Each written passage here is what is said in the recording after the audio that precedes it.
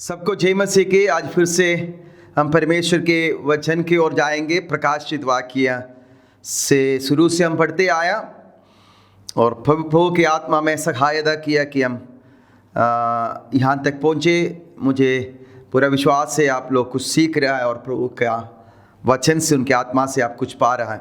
20 अध्याय आज हम करेंगे क्योंकि कल 19 अध्याय तक आया।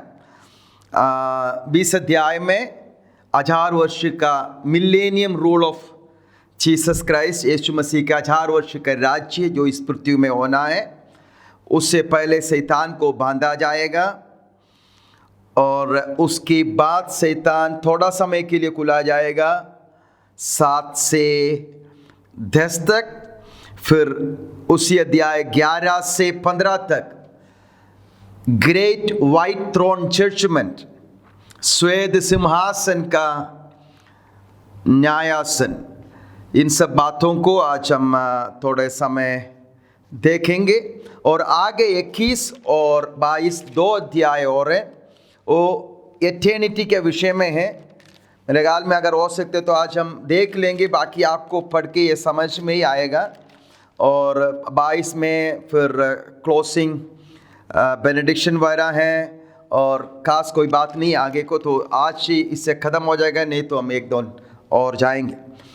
तो आइए हम शुरू करते हैं 20 अध्याय का शुरू से। फिर मैंने एक स्वर्गदूत को स्वर्ग से उतरते देखा, जिसके हाथ में अथाह कुंड की कुंजी और एक बड़ी जंजीर थी। उसने उस अजगर अर्थात पुराने शाम को, जो इब्लीस और शैतान है, पकड़ के 1000 वर्ष के लिए बांध दिया और उसे अथाह कुंड में डालकर बंद कर दिया और उस पर मुहर लगा दी कि वह 1000 वर्ष के पूरे होने तक जाति जाति के लोगों को फिर न बरमाए। इसकी बात अवश्य है कि वह थोड़े देर के लिए फिर खोला जाए। जब हर्मगदोन युद्ध होगा, यीशु मसीह स्वर्ग से अपने पवित्र लोगों के साथ उतर आएगा। उसका महिमामय आगमन के विषय में जो कल हमने देखा, वो बादलों में आएगा। जैसे उठा लिया वैसे आएगा, जैसे तू जाते हुए देखते हैं वैसे तू आते हुए देखेगा। उसका वो आगमन जो महिमा के साथ है। बाइबल कहता है, यीशु मसीह स्वयं कहा, तुम्हें कोई ये धोखा ना दे कि परमेश्वर का पुत्र इधर है या उधर है, यह ना कहने पाए, क्योंकि उसके आगमन एक कोने से दूसरे कोने तक जैसे बिजली चमकते हैं वैसे होगा। उस महिमामय आगमन वो आकर इस्राएल में जैतून के पहाड़ पर वो अपना पाँव रखेगा। लिटरली ये होगा, ये कोई आत्मिक चिन्ह नहीं है कि ये लिटरली ये होना है कि वो अपने पाँव रखेगा और जैतून के पहाड़ 2 भाग में फट जाएंगे और उधर एक तराई होगी जिसके नाम है यहोशाफात तराई। और उस समय जो जाति जाति के लोग जिसको शैतान ने भरमाया और लेके आया युद्ध के लिए, उसको आर्मगदोन युद्ध कहता है, जिसका अलग अलग वर्णन अलग अलग चैप्टर में हमने पढ़ा। उन सब का नाश होगा। उसके साथ साथ स्वर्गदूत शैतान, उस अजगर और इब्लिस उसको पकड़कर 1000 वर्ष के लिए अथाह कुंड में डाल दिया जाएगा। अब उसका कोई भी काम इस पृथ्वी में नहीं चलेगा। बहुत कुछ लोग जो बताते हैं जो बिल्कुल गलत है, रॉन्ग टीचिंग है, गलत शिक्षा है। वो कहते हैं 1000 वर्ष तो शुरू हो गया, अब 1000 वर्ष चल रहा है, अब हमें राज्य को कब्जा करना है, लेना है, अधिकार मतलब पृथ्वी के अधिकार को हमें लेना है, थोड़ा थोड़ा लेना है।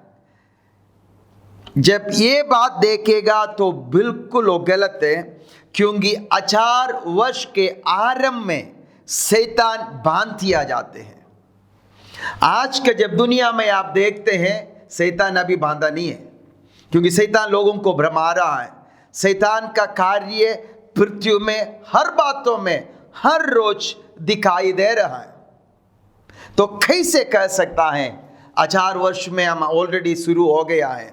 नहीं, 1000 वर्ष शुरू होने से पहले पौलुस कहता है, इस दुनिया का प्रभु है वो, आज भी वही दिखाई दे रहा है, उसी का काम प्रकट है। आज भी कुरिन्दी के पत्र में लिखा है, इस दुनिया का प्रभु लोगों का मन को अंधियारे किया कि सुसमाचार का ज्योति उनके अंदर ना चमके। तो उस दुनिया का प्रभु है, वो प्रभुदासी अपने कार्य पूरा कर रहा है, पाप बढ़ रहा है, कम नहीं हो रहा, तो शैतान को नहीं बांधा। इसलिए 1000 वर्ष अब शुरू नहीं वो होगा, जब उससे पहले यीशु मसीह आएगा। यीशु मसीह के आगमन के साथ वो लिटरली होगा, है ना। कोई आपको ये धोखा ना दे कि आपके हृदय में यीशु आया बस हो गया, वो लिटरली आएगा। जैसे कुंवारी कन्या में परमेश्वर का पुत्र सृजनहार परमेश्वर स्वयं एक मानव का रूप लेकर जन्म ले सकता है, 33.5 साल जीवित रह सकते हैं। कौन? परमेश्वर स्वयं जी सकता है। तो वो दोबारा भी उस महिमा के साथ आकर लिटरली शरीर के साथ हमारा संग रह सकता है। जितने बार यीशु मसीह का पगला आगमन, अर्थात आज से 2000 साल पहले जो हुआ, कुंवारी में जन्म लेकर मानव का उद्धारकर्ता बनकर अपने प्राण बलिदान में दिया, उस आगमन को जितने बार लिखा है उसका 8 गुना, 8 टाइम्स, 8 गुना उसका इस आगमन के बारे में लिखा है जो अब होने जा रहा है। तो कितना सुनिश्चित होना है कि वो महिमा में आने वाला परमेश्वर है। तो यहां पर आपको समझ में आ गया, शैतान को बांध लिया।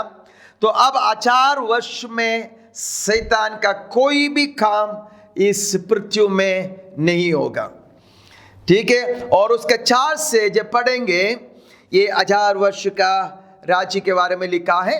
फिर मैंने सिंहासन देखे और उन पर लोग बैठ गए और उनको न्याय करने के अधिकार दिया गया। मैंने उनकी आत्माओं को भी देखा जिनके सिर यीशु के गवाही देने और परमेश्वर के वचन के कारण काटे गए थे, और जिन्होंने ना उस पशु की और ना उसकी मूर्ति की पूजा की थी और ना उसकी छाप अपने माथे और हाथों पर ली थी। वे जीवित होकर मसीह के साथ 1000 वर्ष तक राज्य करते रहे। जब तक ये 1000 वर्ष पूरा ना हुए तब तक शेष मरे हुए ना जी उठे। यह तो पहला पुनरुत्थान है। धन्य है और पवित्र वह है जो इस पहले पुनरुत्थान की भागी है। ऐसों पर दूसरी मृत्यु का कुछ भी अधिकार नहीं, पर वे परमेश्वर और मसीह के याचक होंगे और उसके साथ 1000 वर्ष तक राज्य करेंगे। तो यीशु मसीह स्वर्ग से अपने पवित्र लोगों के साथ जैतून के पहाड़ में उतर आकर 1000 वर्ष इस पृथ्वी में राज्य करेगा। दाऊद के सिंहासन, उनके संतान के लिए मैं हमेशा के लिए स्थिर कर दूंगा, परमेश्वर वायदा किया।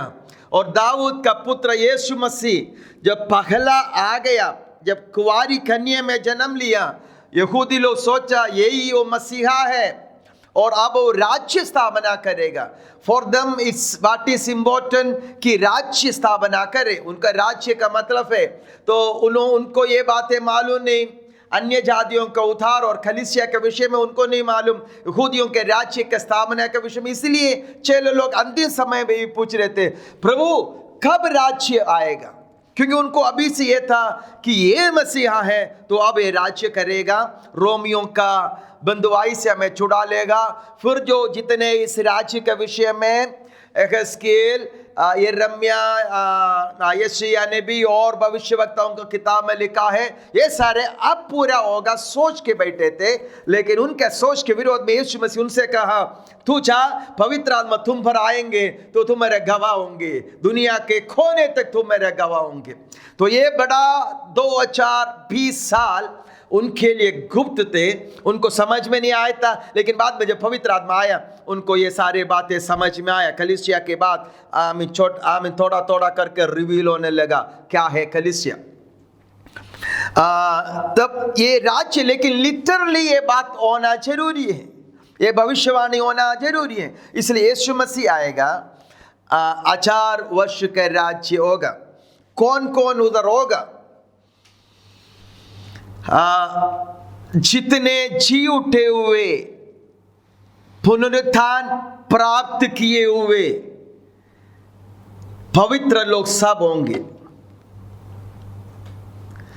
जितने लोग इस पृथ्वी में जीवित था जब यीशु मसीह आया, वो सब होंगे।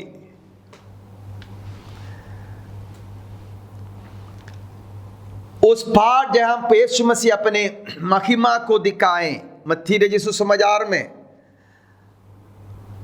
उसका महिमा जब प्रकट हुआ, तब उधर आपको दिखाई देते मूसा और एलिया, और उधर पत्रोस, याकूब, यूहन्ना था और यीशु मसीह था। यीशु मसीह महिमामय देह में, ग्लोरियस, उसका चेहरा सूरज के समान चमक रहे थे।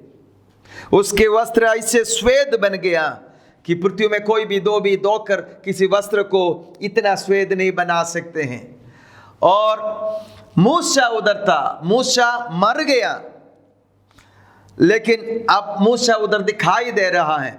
मूसा represent all those who are raised from the dead, जो पहला पुनरुत्थान में भागी हुआ उसको दिखाते हैं, मूसा है। और एलिया कभी मरा नहीं था, जिंदा उठा लिया गया था।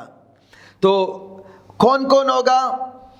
जितने लोग बदलते हुए जाएंगे, रापचेट, जो हम बचे रहेंगे वो बदलते हुए स्वर्ग में उठा लिए जाएंगे, वो 1000 वर्ष में इधर रहेंगे। सुनिए, और जो मरकर जी उठा, जब आखिरी नरसिंह फूकेगा, जो मसीह में मरे वो जी उठेगा, और जो हम बचे रहेंगे, हम बदलते हुए स्वर्ग में उठा लिया जाएगा। तो ये दोनों ग्रुप होंगे, और इन दोनों ग्रुप के शरीर महिमामय देंगे, ग्लोरियस बॉडी है ना। आप दूसरे कोरिन्थी 15 अध्याय में ये शरीर जो लज्जा का कारण है, जो सड़ने वाला है, इस शरीर और महिमा में शरीर के अंदर बताते हैं। तो उस समय हमारे पास हमें महिमा में शरीर होगा। लेकिन उधर उस पहाड़ के ऊपर पत्रोस, याकूब और यूहन्ना था, मतलब साधारण लोग, साधारण शरीर में चलने वाला। तो 1000 वर्ष के राज्य में ये तीनों तरीके के लोग होगा। एक दो शब्द कैसे महिमामय शरीर कैसे होगा।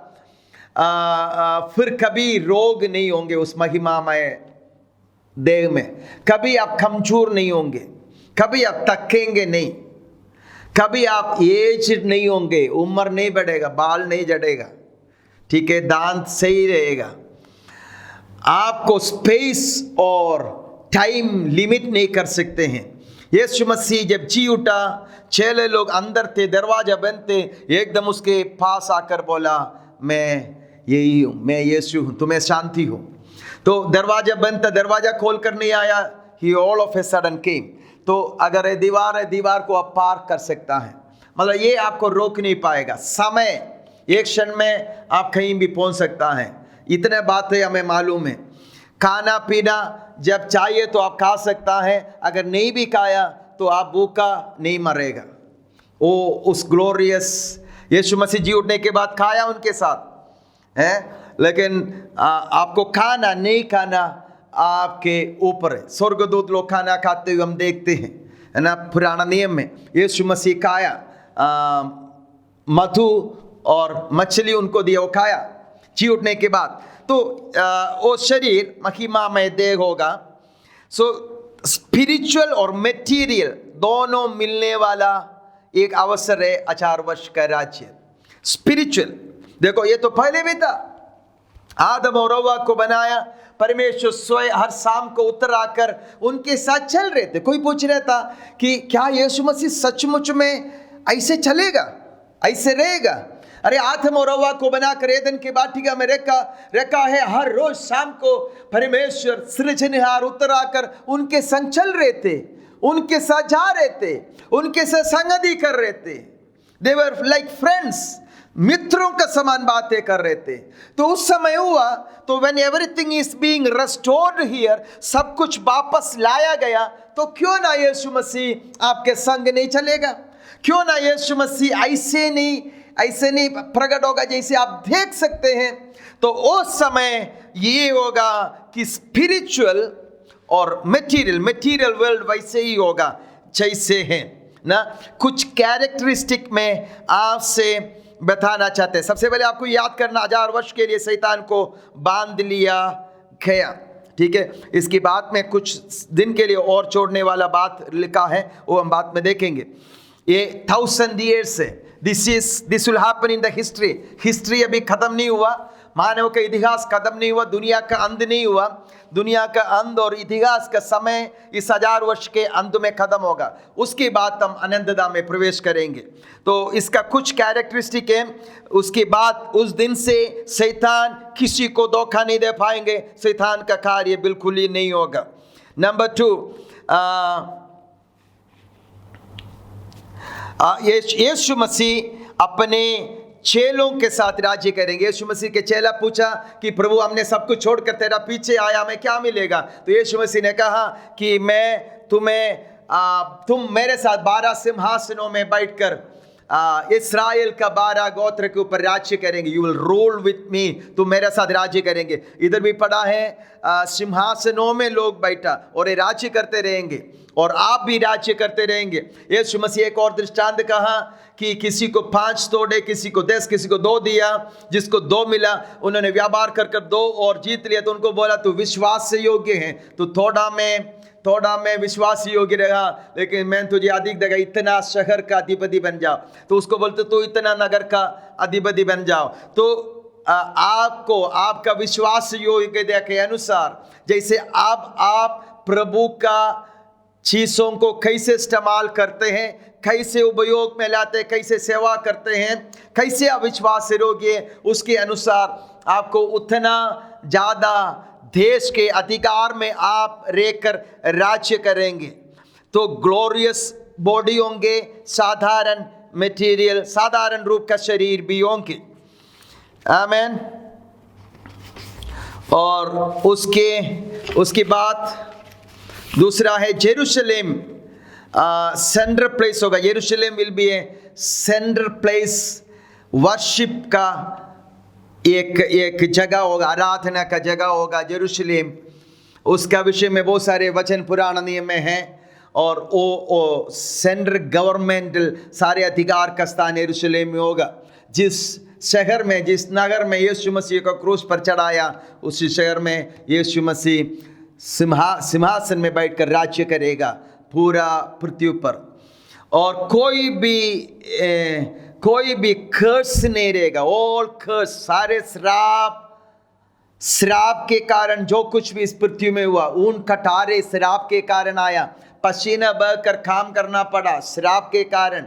दर्द पीड़ा के साथ बच्चे को जन्म देगा श्राप, रोग श्राप, कमी गट्टी श्राप, ये सब अब श्राप पुराना नहीं में पढ़ते हैं।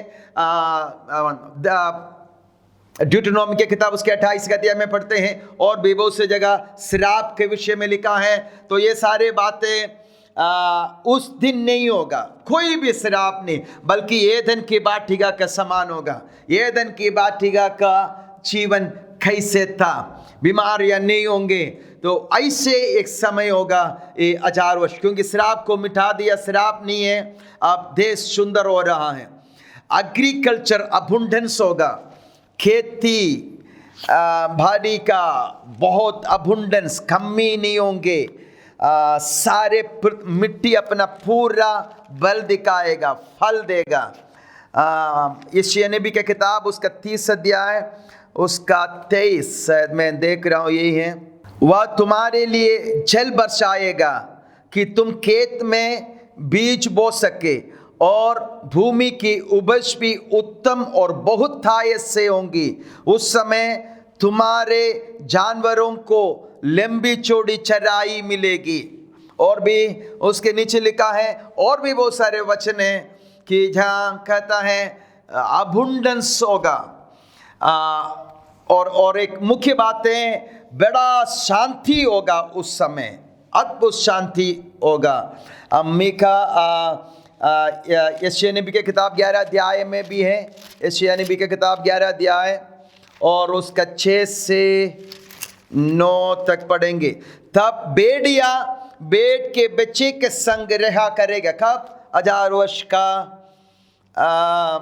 राज्य में प्रभु यीशु मसीह कह भेड़िया भेड़ के बच्चे के संग रहा करेंगे, और चीता बकरी के बच्चे के साथ बैठा करेगा, और बछड़ा और जवान सिंह और पाला पोषा हुआ बैल तीनों इकट्ठा रहेंगे। मतलब ये सब क्या होंगे? वेजिटेरियन बन जाएगा, है ना? इसके मतलब वेजिटेरियन बन जाएगा तो ये आपस में मार नहीं डालेगा। और एक छोटा लड़का उनकी अगुवाई करेगा।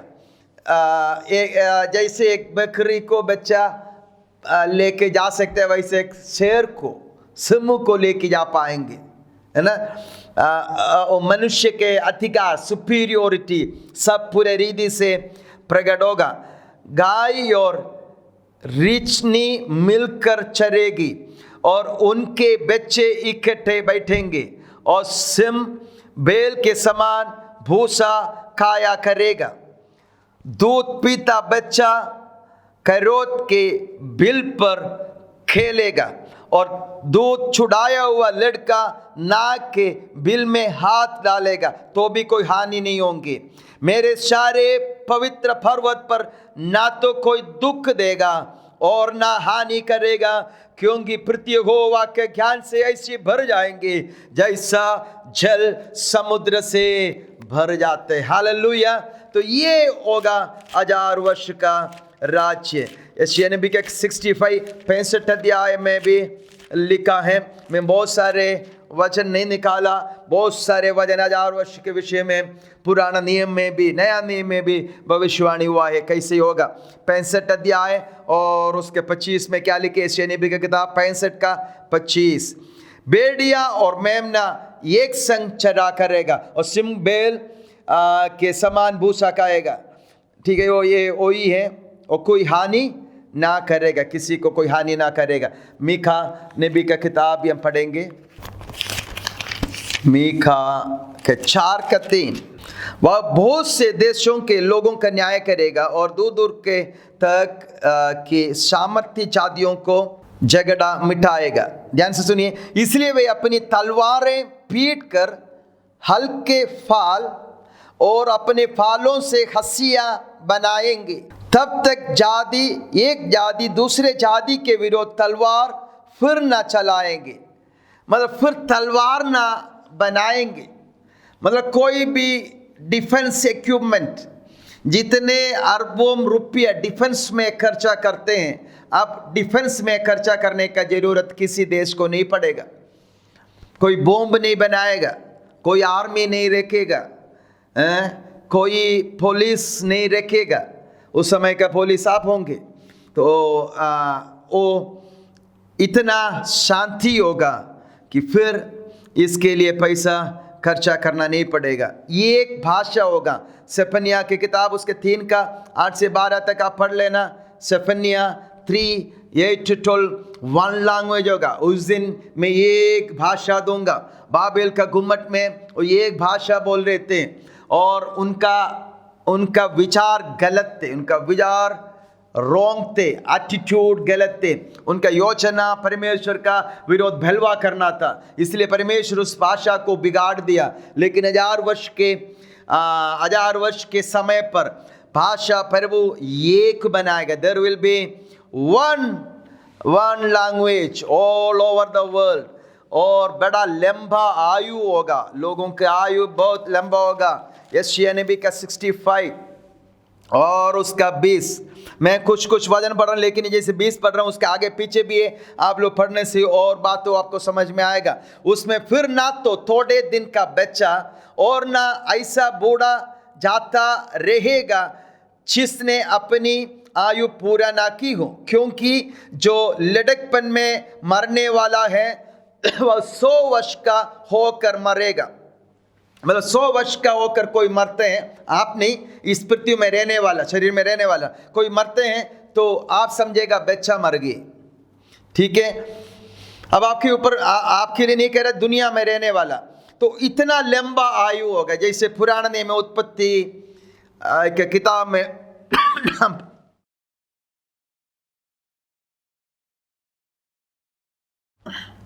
हम पढ़ते हैं वैसे लंबा आयु समय होगा। फिर एक बार पढ़ूं उसमें, फिर ना तो थोड़े दिन का बच्चा और ना ऐसा बूढ़ा जाता रहेगा जिसने अपनी आयु पूरा ना की हो।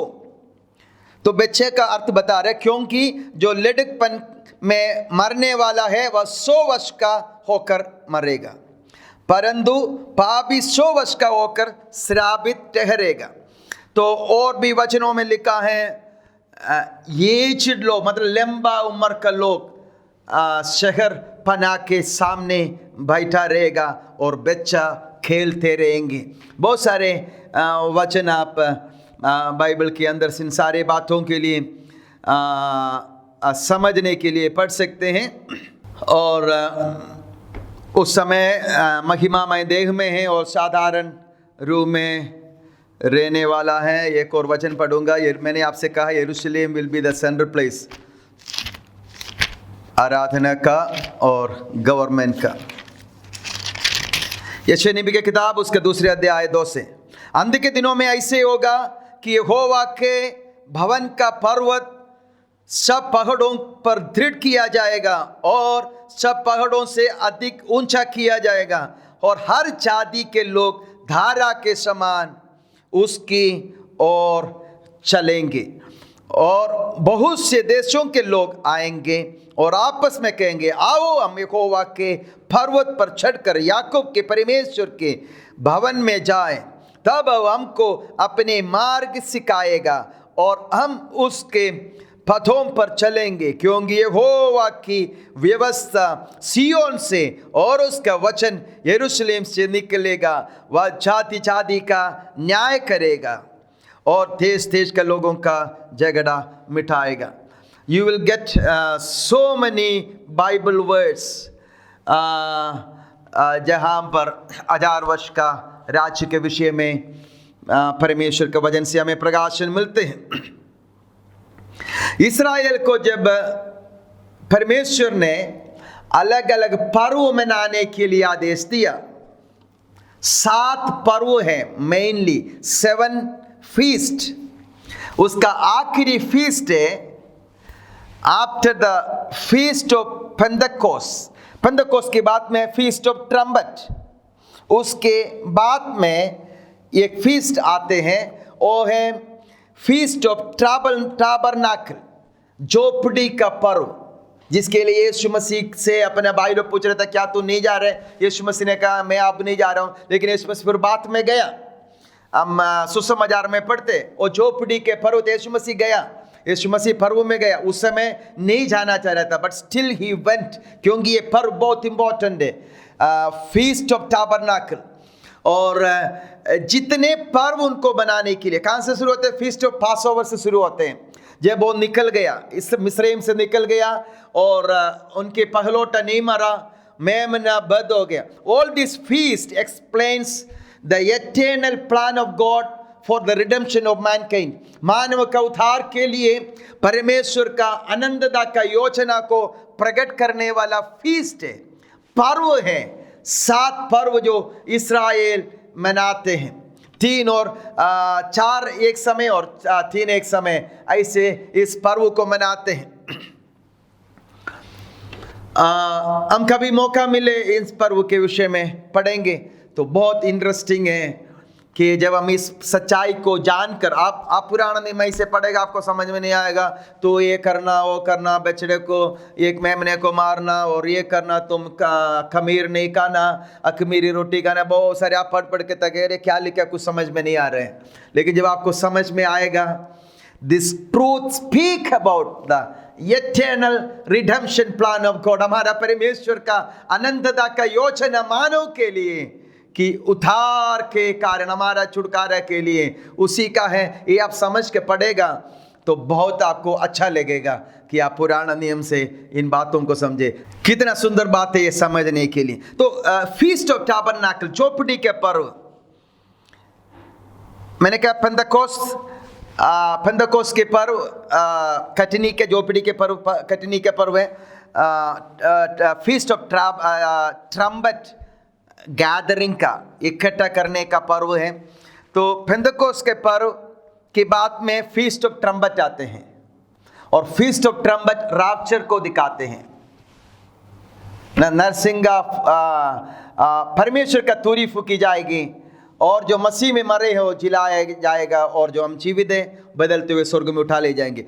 तो फीस्ट ऑफ ट्रम्पट के बाद में इस्राएल को दिया हुआ फीस्ट पर्व है फीस्ट ऑफ टाबरनाकल। इस फीस्ट में वो झोपड़ी बनाकर उसमें रहता है, अपना घर में नहीं रहते, घर से निकल कर झोपड़ी बना के रहते हैं। आप कहीं कभी बच्चा छोटे बचपन में क्या गांव में आप लोग अकेले हैं कि अपने झोपड़ी बना ले और घर बना ले, कभी किए होंगे है ना, पेड़ का पत्ता वाला तोड़ के आप अपना घर बनाएंगे और बच्चे लोग खेलते ये मेरा घर है ये मेरा घर है। तो वैसे booths, they will stay in booths. और सुखोत, उसको सुखोत बोलते हैं, उसमें रहना था उनको। इस पर्व का एक खास वे ऑफ सेलिब्रेशन है। 7 दिन तक ये सेलिब्रेट करते हैं, 7 दिन तक इसका उत्सव मनाते हैं। ये किस लिए है? परमेश्वर का भलाई को याद करने के लिए है। ये भी एक कटनी का उत्सव है। ये परमेश्वर का भलाई, वो कैसे प्रोविजन हमारे जीवन का जरूरतें पूरा करते हैं, उसको स्मरण करने के लिए, आनंद बनाने के लिए, खुशी मनाने के लिए, उसका भलाई को याद कर कर आनंद मनाने के लिए दिया हुआ पर्व है फीस्ट ऑफ टाबरनाकल, झोपड़ी का पर्व। और क्या है, जब ये झोपड़ी में रहता है, इसे कपड़ा बांध ले, कुछ भी बांध ले, टाइप ऑफ टेम्पररी ड्वेलिंग। ये उस बात को भी दिखाते हैं कि यीशु मसीह अपना टेम्पररी ड्वेलिंग, अपने शरीर में थोड़े दिन के लिए एक झोपड़ी में रहा यीशु मसीह 33.5 साल तक। तो वो भी बात को दिखाते हैं। लेकिन इधर दूसरी बात है कि इस झोपड़ी में रहते तुम्हें समझना है तुम्हारा प्रोटेक्शन, तुम्हारा कवरिंग, तुम्हारे ऊपर जो तंबू थाना है वो तुम्हारा झोपड़ी का बल नहीं, ईश्वर का, परमेश्वर का तंबू है। ये दोनों भलाई जो परमेश्वर का याद करने के लिए फीस्ट ऑफ टाबरनाकल दिया गया है। और इस फीस्ट ऑफ टाबरनाकल 1000 वर्ष का राज्य को दिखाते थे। एवरीथिंग, हर एक फीस्ट उस ऑर्डर में है। फीस्ट ऑफ ट्रम्पट के बाद में फीस्ट ऑफ टाबरनाकल। तो आप नेहमाया का किताब जब पढ़ते हैं, नेहमाया जहाँ पर बताते हैं कि आप दुखी मत हो, प्रभु में आनंद होने का समय है। आप जाओ, मीठा रस पियो और चिकने चिकने भोजन खाओ कर कर लोगों को बताते। क्यों? वो झोपड़ी के पर्व का समय था। ठीक है, झोपड़ी के पर्व के टाइम था। झोपड़ी के पर्व के टाइम में हम आनंद बनाना, दुखी नहीं होना। फिर उसने उनसे कहा जाकर चिकना चिकना भोजन करो और मीठा मीठा रस पियो, और जिनके लिए कुछ तैयार नहीं हुआ उनके पास भोजन सामग्री भेजो, क्योंकि आज के दिन हमारा प्रभु के लिए ये पवित्र है। और उदास मत रहो, क्योंकि यहोवा का आनंद तुम्हारा दृढ़ गढ़ है। तो लोग उदास हो रहे थे और झोपड़ी का पर्व भी आ गया। तो नेहम्या कहता है उदास मत हो, रिजॉइस, आनंद मनाओ, मीठा मीठा रस पियो और चिकना भोजन खाओ। रिजॉइस, उसके भलाइयों को याद करो। And rejoice in the presence of God, परमेश्वर की उपस्थिति में आनंद मनाओ। ये बोला है। आमीन। ये 1000 वर्ष का चिन्ह का रूप में है। आमीन, हालेलुया। जो फीस्ट ऑफ टाबरनाकल, हम प्रकाशित वाक्य में वापस आएंगे। अगर आपको और भी कुछ डाउट है 1000 वर्ष के राज के विषय में तो आप पूछ सकते हैं। 1000 वर्ष हम इधर रहेंगे और लोगों के ऊपर राज्य करेगा। प्रभु के लोग राज्य में आएंगे यीशु के साथ। और आखिरी है और इसके साथ से और 10 तक पढ़ेंगे। हम उसको पढ़ेंगे क्योंकि कुछ बातें इधर समझना जरूरी है। जब 1000 वर्ष पूरा हो चुके हो तो शैतान कैद से छोड़ दिया जाएगा। अगर आप पूछे क्यों छोड़ दिया, इसका कोई उत्तर नहीं, लेकिन एक बात मैं उसके लिए कह भी सकता हूं। वह उन जातियों को जो पृथ्वी के चारों ओर होंगी, अर्थात सुनिए, गोग और मागोग को, जिनकी गिनती समुद्र की बालू के बराबर होंगी, भरमा कर लड़ाई के लिए इकट्ठा करने को निकलेगा। वे सारी पृथ्वी पर फैलकर पवित्र लोगों की छावनी और प्रिय नगर को घेर लेंगे, और आग स्वर्ग से उतरकर उन्हें भस्म करेगी। उनका भरमाने वाला शैतान आग और गंधक की उस झील में, जिसमें वह पशु और झूठा भविष्यवक्ता भी होगा, डाल दिया जाएगा, और वे रात दिन युगानुयुग पीड़ा में तड़पते रहेंगे। थोड़ा और पानी दे दो। तो ध्यान से सुनिए, इस 1000 वर्ष की बात में इस शैतान तो पहले ही बताया था, थोड़ा समय के लिए उसको खोलना होगा, उसको खोलेगा। ये बहुत इंपॉर्टेंट बात है कि आप एक बात इधर समझे।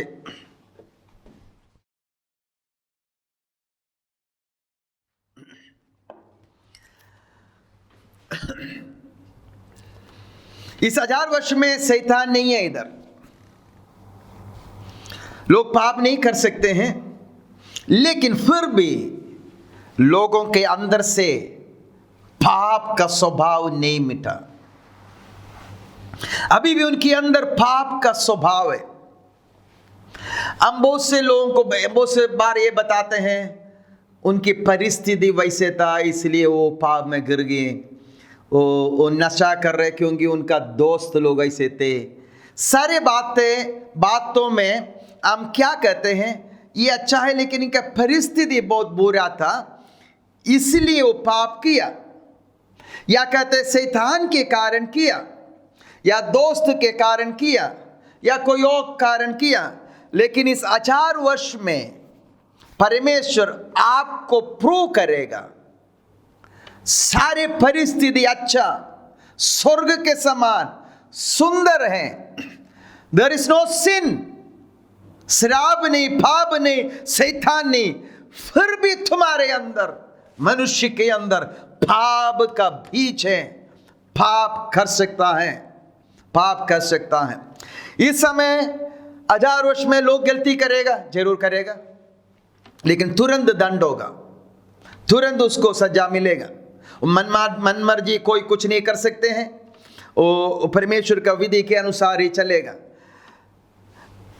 ये लोग जो पूरा मन से और दिल से परमेश्वर को नहीं माना और नहीं चलते हैं, जिस समय शैतान को खोल दिया जाएगा, फिर उसका भरमाने में आकर धोखा खाएगा।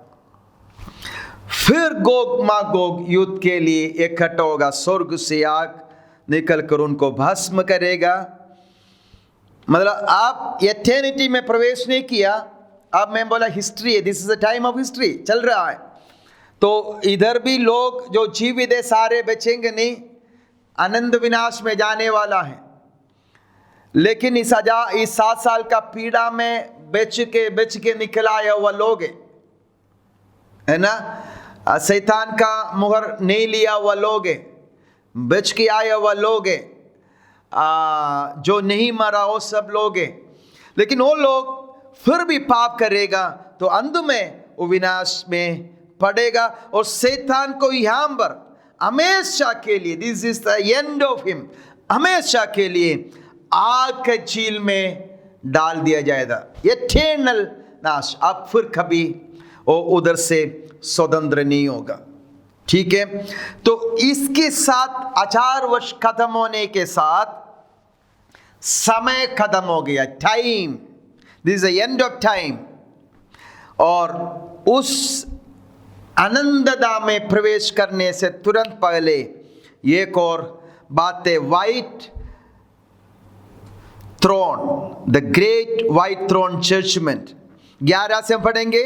फिर मैंने एक बड़ा श्वेत सिंहासन और उसको जो उस पर बैठा हुआ है देखा, उसके सामने से पृथ्वी और आकाश भागे, पृथ्वी और आकाश भागे। आप थोड़ा सोच सकते हैं, अनुमान कर सकते हैं, पृथ्वी और आकाश उसके सामने से भागे, और एक श्वेत सिंहासन पर बैठा हुआ है और उसके लिए जगह फिर ना मिली। फिर मैंने छोटे बड़े सब मरे हुओं को सिंहासन के सामने खड़े हुए देखा और पुस्तकों खोली गई और फिर एक पुस्तक खोली, पुस्तकों खोली गई और फिर एक पुस्तक खोली है। एक प्लूरल है, एक सिंगल है, खोली गई। और जो पुस्तक है वो जीवन का पुस्तक है, अर्थात जीवन की पुस्तक। और जैसा उन पुस्तकों में लिखा हुआ था वैसे ही उनके कामों के अनुसार मरेओं का न्याय किया गया। समुद्र ने उन मरेओं को जो उसमें थे दे दिया और मृत्यु और अधोलोक ने उन मरेओं को जो उनमें थे दे दिया और उनमें से हरेक के कामों के अनुसार उनका न्याय किया गया। मृत्यु और अधोलोक आग की झील में डाले गए। यह आग की झील दूसरी मृत्यु है और जिस किसी का नाम जीवन के पुस्तक में लिखा हुआ ना मिला वह आग के झील में डाला गया। मृत्यु और अधोलोक आग के झील में डाल दिया गया। मृत्यु परमेश्वर का योजना नहीं, इस वजह से स्पष्ट है परमेश्वर का योजना नहीं है मृत्यु। आदम और हव्वा मर जाए ये परमेश्वर का योजना नहीं था, लेकिन उन्होंने पाप करने के कारण मर गया। और अंत में इस मृत्यु और अधोलोक का जहां मरे हुए लोगों को आत्मा को बांध के रखा हुआ जगह, इन दोनों को अथाह कुंड में आग के झील में डाल दिए जाते हैं। और श्वेत सिंहासन, व्हाइट थ्रोन जजमेंट, व्हाइट किस बात को बताते हैं? व्हाइट उसका ग्लोरी को बताते हैं, उसकी महिमा को बताते हैं। व्हाइट बताते हैं ये जजमेंट प्योर है, शुद्ध है, इसमें बिल्कुल गलत नहीं होगा। Perfect, fair, righteous judgement, perfect judgement होंगे, फेयर होंगे, सही होंगे, पक्षपात नहीं होंगे और धर्ममय जजमेंट होंगे। हालेलुया, धर्ममय जजमेंट होंगे ये जजमेंट। और किताबें खोले गए। मलाकी की किताब में लिखा है, एक याददाश्त की किताब खोला, there is a reference about book of remembrance. और हम जीवन के किताब के बारे में लिखे, जीवन की किताब मेमने की किताब जो उधार पाए उसका नाम लिखा हुआ किताब है। कोई कहता है कि प्रभु क्या सब बैठ के लिख रहा है?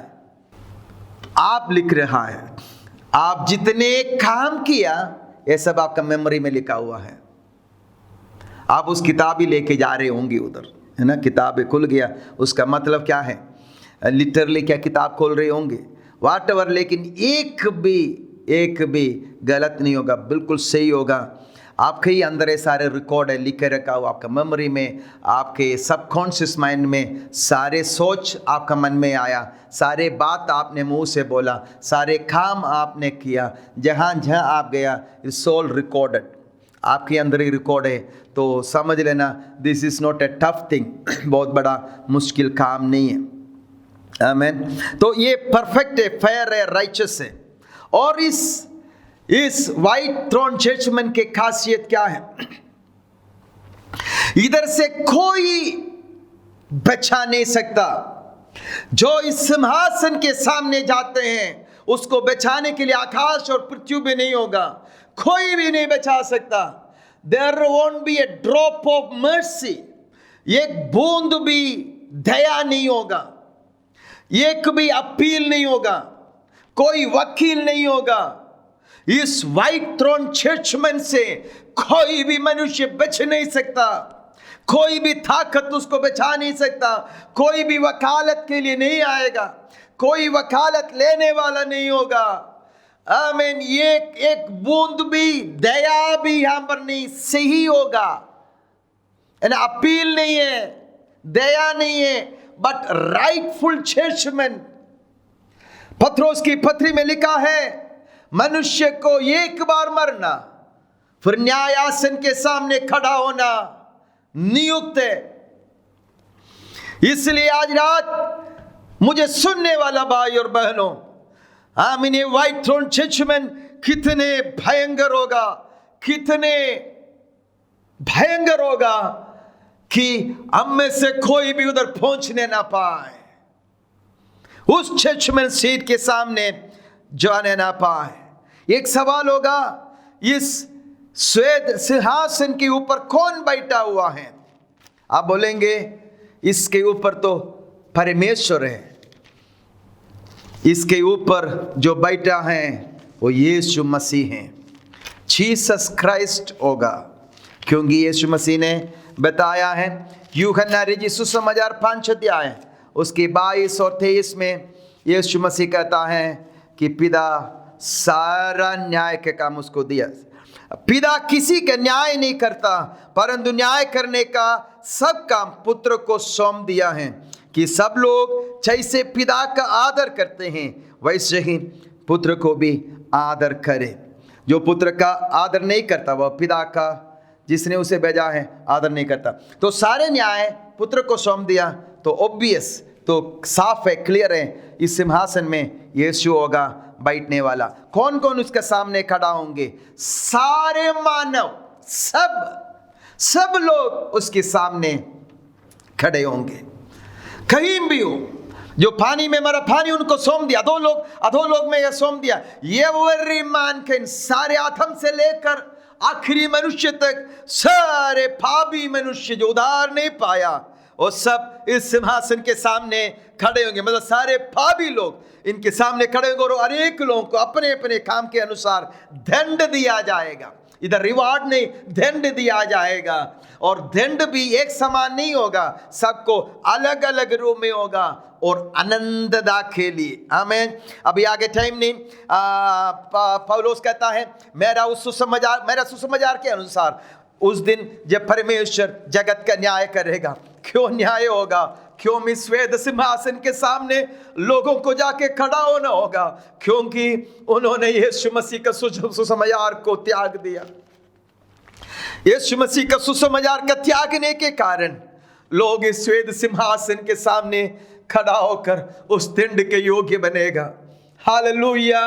मेरा प्रियो, इसलिए कितने अधिक हमें आत्मा का बोझ से प्रार्थना करना चाहिए कि एक भी नाश न हो जाए, बल्कि लोग इस सुसमाचार पर विश्वास कर कर उस बलिदान पर भरोसे रहकर पिता से कहे, पिता मैंने पाप किया, मेरे पापों को क्षमा कर, मैं यीशु मसीह को ग्रहण करता हूँ। ऐसे लोग कहने पाए और इस विनाश से बच जाए, ये हमारा प्रार्थना इस अंतिम दिनों में होने पाए। बहुत कुछ मेरे मन में आ रहे कि आपको कहने के लिए, आज टाइम बहुत आगे निकल गए, लेकिन मैं ये प्रार्थना करता हूँ पवित्र आत्मा आपको सहायता करे कि आपके अंदर एक आत्मा का बोझ आए। Because those who are going to be judged will be judged because one thing that they rejected the gospel of Jesus Christ, यीशु मसीह के सुसमाचार को तिरस्कार करने के कारण होगा। उन वचनों को नहीं पढ़ रहा, लेकिन एक वचन मुझे जरूर पढ़ना है। कोई एक दो बात मैं पढ़ूंगा, लेकिन आप जरूर घर जाकर, प्लीज, आप घर में हैं, घर में दूसरे पत्रोस के पत्री उसका 3 अध्याय जरूर आप पढ़िए। Please read 2 Peter chapter 3। मैं ऊपर के बातों को छोड़कर 8 से पढ़ रहा हूं। ध्यान से सुनिए प्रियो, यह बात तुमसे छिपी ना रहे कि प्रभु के यहाँ एक दिन 1000 वर्ष के बराबर है और 1000 वर्ष एक दिन के बराबर है। ध्यान से सुनिए, एक छोटा सी बात मैं यहाँ पर कहता हूँ, एक डॉक्ट्रिन रूप में नहीं लेना, एक थॉट है। प्रभु के उधर एक दिन 1000 वर्ष और 1000 वर्ष एक दिन के बराबर है। परमेश्वर 6 दिन में सारे सृष्टि किया और 7वां दिन विश्राम किया। ध्यान से सुनिए, अगर हम पुराना नियम को देखें, पुराना नियम से यीशु मसीह तक 4000 साल है। लोगों का उम्र भी जोड़ के देखे 4000 साल है, और 4000 साल है तो उसके आगे 2000 हो गया, तो 6000 हो गया। तो आपका 1000 मिलेनियम होना चाहिए, आपका 1000 विश्राम का दिन होना चाहिए। तो ये बात इधर आ गई, इसलिए मैंने बताया। और प्रभु अपनी प्रतिज्ञा के विषय में देर नहीं करता, जैसी देर कुछ लोग समझते हैं, पर तुम्हारे विषय में धीरज धरता है और नहीं चाहता कि कोई नष्ट हो, वरना एक ही सबको मन फिराव का अवसर मिले। परंतु प्रभु का दिन चोर के समान आ जाएगा। उस दिन आकाश बेड़ी हड़हड़ाहट के शब्द से जाता रहेगा और तत्व बहुत ही तप्त होकर पिघल जाएंगे और पृथ्वी और उस पर के काम जल जाएंगे। जबकि ध्यान से सुनिए, जबकि ये सब वस्तुएं इस रीति से पिघलने वाली है, तो तुम्हें पवित्र चाल चलन और भक्ति में कैसे मनुष्य होना चाहिए और परमेश्वर के उस दिन के बाद किस रीति से जोना चाहिए और उसके जल्द आने के लिए कैसा यत्न करना चाहिए, जिसके कारण आकाश आग से पिघल जाएंगे और आकाश के गण बहुत ही तप्त होकर गल जाएंगे। पर उसकी प्रतिज्ञा के अनुसार हम एक नए आकाश और नए पृथ्वी की आश रखते हैं, जिसमें धार्मिकता वास करेंगे। स्वर्गीय पिता परमेश्वर, आज रात हम आपको धन्यवाद देते हैं, इस वचन के लिए धन्यवाद प्रभु। इस वचन के अनुसार आपके आत्मा का दर्शन और आत्मा का बोझ हमारे अंदर डाले कि हम आज से इस समझ के साथ जीवन बिताने पाए और बहुत से लोगों को आग से निकालने के अनुग्रह हमें दे। और जितने लोग ये वचन सुन रहा है उन सबके ऊपर ये अनुग्रह आप अभिषेक उंडेले कि वो बहुत से लोगों को इस सत्य की ओर लेके आने पाए। धन्यवाद प्रभु, आप हमारे प्रार्थना सुना। आमीन। धन्यवाद, आप हर एक को आशीष दिया। यीशु के नाम पर मांगते हैं पिता। सब लोग कहे आमेन, आमेन एंड गॉड ब्लेस यू। प्रभु आपको आशीष दे। मेरे गाल में खत्म हो गया, अभी आनंदता में प्रवेश कर रहे हैं, तो हम चाहिए तो आखिरी एक और क्लास हम करेंगे और उसके साथ समाप्त करेंगे। God bless you. प्रभु आपको आशीष दे।